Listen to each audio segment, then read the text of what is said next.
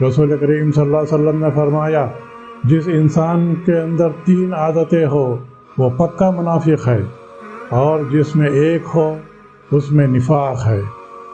پہلا، جب بات کرے جھوٹ بولے۔ دوسرا، جب وعدہ کرے اسے پورا نہ کرے۔ تیسرا، جب امانت دے تو خیانت کرے۔ اور کچھ حدیثوں میں یہ بھی ہے کہ جب بات کرے تو گالی دے۔ مسند احمد کے حدیث میں ہے، رسول کریم صلی اللہ علیہ وسلم نے فرمایا دل 4 قسم کے ہوتے ہیں۔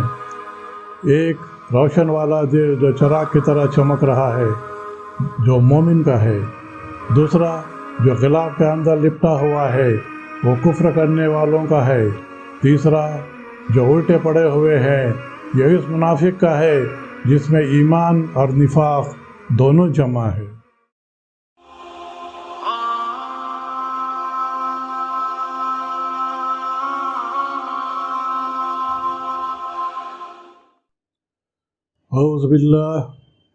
اعوذ باللہ من الشیطان الرجیم، بسم اللہ الرحمن الرحیم۔ سورہ بقرہ، آیت 16 سے 20۔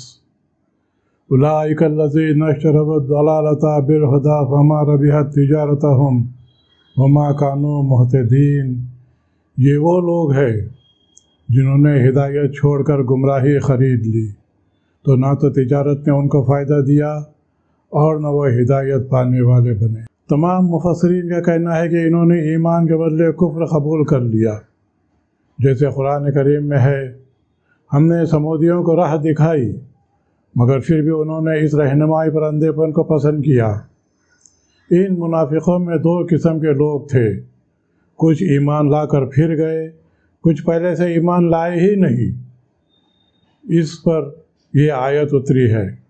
اوپر کی آیت کا معنی یہ وہ لوگ ہیں جنہوں نے گمراہی کو ہدایت کے بدلے میں مول لے لیا، بس نہ تو ان کی تجارت نے ان کو فائدہ دیا اور نہ یہ ہدایت والے ہوئے۔ مثلہم کمثل الذی استوقد نارا فلما اضاءت ما حولہ ذہب اللہ بنورہم وترکہم فی ظلمات لا یبصرون صم بکم عمی فہم لا یرجعون۔ ان کی مثال اس کی سی ہے جس نے آگ جلائی، آس پاس کی چیزیں روشنی میں آ گئی، اللہ نے ان کے نور کو لے لیا اور وہ اندھیرے میں چھٹ گئے۔ بہرے، گونگے، اندھے ہیں پر نہیں لوٹتے۔ ابن عباس رضی اللہ تعالیٰ فرماتے ہیں کہ روشنی سے مراد ایمان ہے اور اندھیرے سے مراد ضلالت اور کفر ہے۔ مجاہد رحمۃ اللہ علیہ فرماتے ہیں ایمانداری اور ہدایت قبول کرنے کی مثال آگ کی روشنی جیسی ہے۔ آگ کی روشنی میں چیزوں کو روشن کر دینا ہے۔ عطا اور خراسانی رحمۃ اللہ علیہ کا کہنا ہے منافقین کبھی کبھی بھلائی کو دیکھتا ہے اور پہچان بھی جاتا ہے، لیکن پھر اس کے دل کا اندھیرا اس پر چھا جاتا ہے۔ عبد الرحمن بن زید فرماتے ہیں منافق کے دل ایمان لانے سے جگمگا اٹھتے ہیں، جس طرح آگ جلانے سے روشنی ہو جاتی ہے، لیکن کفر پھر اس آگ کی روشنی کو کھو دیتا ہے، جس طرح آگ کا بجھ جانا ہے پھر اندھیرا ہو جانا ہے۔ ابن جریر رحمۃ اللہ علیہ کے تفسیر میں ہے کہ عبد العباس رضی اللہ تعالیٰ عنہ فرماتے ہیں منافق اسلام کی وجہ سے عزت پا جاتے ہیں، مسلمانوں میں نکاح جائیداد کی تقسیم کے حقدار بن جاتے ہیں، مگر مرتے ہی یہ عزت ان سے چھین لی جاتی ہے، جیسے آگ کی روشنی آگ بجھتے ہی چلی جاتی ہے۔ ابو العالیہ رحمۃ اللہ علیہ فرماتے ہیں جب منافق کلمہ پڑھتا ہے دل میں نور پیدا ہوتا ہے، پھر جہاں شک کیا وہ نور پھر چلا گیا۔ حضرت قتادہ رحمۃ اللہ علیہ فرماتے ہیں کلمہ ان کے لیے روشنی کر دیتا ہے، امن، کھانا، پانی، بیوی، بچے سب مل جاتے ہیں، لیکن شک اور نفاق مرتے ہی یہ اس سے چھین جاتے ہیں، یہ اسے چھین لے جاتے ہیں۔ قتادہ رحمۃ اللہ علیہ فرماتے ہیں کلمہ پڑھ لینے سے منافق کا مسلمانوں کے لڑکے لڑکیوں میں لین دین جائیداد کے بٹواروں میں حصہ مل جاتا ہے، لیکن چونکہ ان کے دل ایمان کی جڑ اور اس کی اصلیت سے پرے رہتی ہے، اس لیے جہاں ان کی موت آتی ہے وہاں ان سے یہ ساری چیزیں چھین لی جاتی ہے، جیسے آگ کی روشنی جب بجھ جائے۔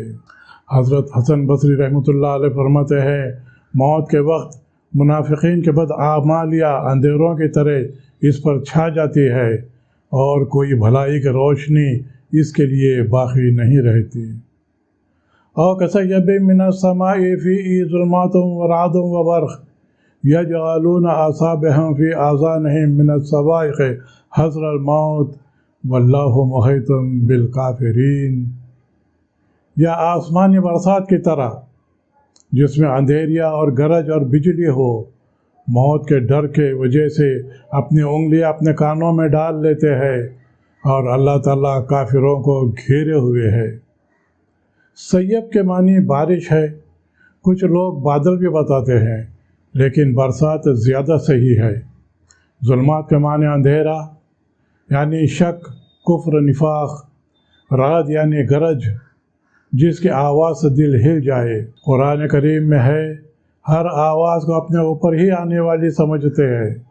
بجلی کی چمک ایمان کی روشنی ہے، لیکن کانوں میں انگلیاں ڈال لینا یعنی ڈر جانا ہے۔ ہو سکتا ہے یا موت کا ڈر ہو، یا جنگ کا، یا لڑائی کا ڈر ہو۔ یکاد البرق یخطف ابصارهم کلما اضاء لهم مشوا فیہ وما اظلم علیہم قاموا ولو شاء اللہ لذبح بسمعهم وابصارهم ان اللہ علی کل شیء قدیر۔ قریب ہے کہ بجلی ان کی آنکھوں کی چمک لے جائے، جب ان کے لیے روشنی کرتی ہے تو اس میں چلتے پھرتے ہیں، اور جب ان پر اندھیرا کرتی ہے تو کھڑے ہو جاتے ہیں، اور اگر اللہ چاہے تو ان کے کانوں اور آنکھوں کو بیکار کر دے۔ یقیناً اللہ تعالیٰ ہر چیز پر قدرت رکھنے والا ہے۔ ابن عباس رضی اللہ تعالیٰ فرماتے ہیں، ان کا روشنی میں چلنا حق کو جان کر اسلام پر چلنا ہے، اور اندھیرے میں ٹھہر جانا کفر کی طرف لوٹ جانا ہے۔ بجلی کا آنکھوں کو، نظروں کو اچک لے جانا یعنی منافقوں کی نظروں کو کمزور اور ایمان سے کمزور کر دینا ہے۔ آپ رضی اللہ تعالیٰ فرماتے ہیں، قرآن کے آیتیں ان کے دل کے بھید کو کھول دیتی ہے۔ ابن ابی حاتم کی حدیث میں ہے، پل صراط پر اپنے اپنے اعمالوں کے مطابق سب کو نور ملے گا۔ کچھ لوگوں کا نور پہاڑ جتنا بلند ہوگا، کچھ لوگوں کا نور کھجور اتنا ہوگا۔ سب سے کم نور والا وہ ہوگا جس کے پیر کے انگوٹھے پر نور ہوگا، کبھی چمکے گا تو کبھی بجھ جائے گا۔ توحید والوں کو نور ملے گا، پل صراط پر منافقوں کا نور بجھ جائے گا۔ اس وقت مومن گھبرا کر کہیں گے، خدایا ہمارے نور کو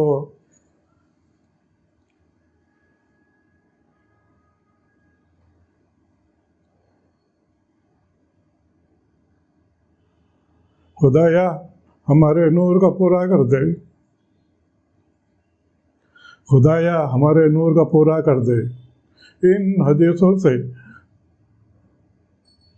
ان حدیثوں سے معلوم ہوتا ہے کہ قیامت کے دن کئی قسم کے لوگ ہوں گے۔ خالص اور سچے مومن، جن کا بیان پہلی 4 آیتوں میں ہوا۔ خالص کفر کرنے والے، جن کا بیان بعد کے 2 آیتوں میں ہوا۔ اور منافقین، جن کی 2 قسمیں، ایک تو خالص جن کی مثال آگ کی روشنی ہے، دوسرے وہ جو کبھی ہاں اور کبھی نہ میں لگے ہوئے ہیں۔ مومن کے 2 گروہ میں سے ایک مخرب اور دوسرا ابرار۔ کفر کرنے والوں میں سے ایک کفر کی دعوت دینے والا، دوسرا ان کی بات ماننے والے۔ منافقوں میں سے ایک خالص اور پکے منافق، دوسرے ایکاد دوسری بات دل میں چھپانے والے۔ ان کو نفاق والے بھی کہتے ہیں۔ صحیح ہے، ان کی حدیث میں ہے کہ حضرت عبداللہ بن عمر رضی اللہ تعالیٰ فرماتے ہیں، رسول کریم صلی اللہ علیہ وسلم نے فرمایا، جس انسان کے اندر 3 عادتیں ہو وہ پکا منافق ہے، اور جس میں ایک ہو اس میں نفاق ہے۔ پہلا، جب بات کرے جھوٹ بولے۔ دوسرا، جب وعدہ کرے اسے پورا نہ کرے۔ تیسرا، جب امانت دے تو خیانت کرے۔ اور کچھ حدیثوں میں یہ بھی ہے کہ جب بات کرے تو گالی دے۔ مسند احمد کے حدیث میں ہے، رسول کریم صلی اللہ علیہ وسلم نے فرمایا، دل 4 قسم کے ہوتے ہیں۔ ایک، روشن والا دل جو چراغ کی طرح چمک رہا ہے، جو مومن کا ہے۔ دوسرا، جو غلاف کے اندر لپٹا ہوا ہے، وہ کفر کرنے والوں کا ہے۔ تیسرا جو الٹے پڑے ہوئے ہیں یہ اس منافق کا ہے جس میں ایمان اور نفاق دونوں جمع ہے۔ اللہ تعالیٰ ہمیں ایمان کی دولت دے، صحیح راستہ بتائے۔ وآخر دعوانا ان الحمد للہ رب العالمین۔